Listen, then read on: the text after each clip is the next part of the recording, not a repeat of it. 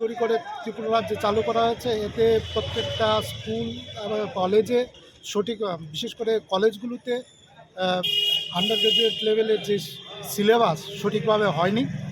এবং প্রতিটা কলেজে শিক্ষক স্বল্পতা রয়েছে প্রতিটা সাবজেক্টে এবং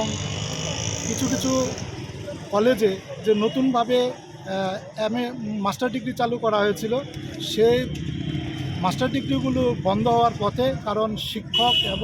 শিক্ষক নেই সঠিক করে। এছাড়া এই যে বিদ্যাজ্যোতি প্রকল্প ত্রিপুরা রাজ্যে চালু হয়েছে তাতে সেখানেও দেখা গেছে স্কুলগুলিতে সঠিক সংখ্যক শিক্ষক নেই, প্রয়োজনীয় শিক্ষক নেই এবং প্রচণ্ড হারে স্কুল কলেজ সর্বক্ষেত্রে বিশ্ববিদ্যালয় পর্যন্ত ফি বৃদ্ধি চলছে। তো এগুলোর বিরুদ্ধে আমরা আজকের এই ডেপুটেশন এবং যেসব কলেজে মাস্টার ডিগ্রি চালু করা হয়েছিল সেই কলেজগুলিতে যাতে মাস্টার ডিগ্রি থাকে, পুনরায় চালু থাকে এবং যে এমবিবি ইউনিভার্সিটি ত্রিপুরা রাজ্যের একমাত্র রাজ্য সরকারি ইউনিভার্সিটি,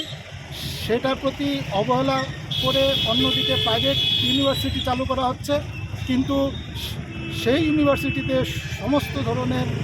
পড়ার সুযোগ মানে মাস্টার ডিগ্রি করার সুযোগ নেই। বিভিন্ন বিষয় এখনও সেখানে খোলা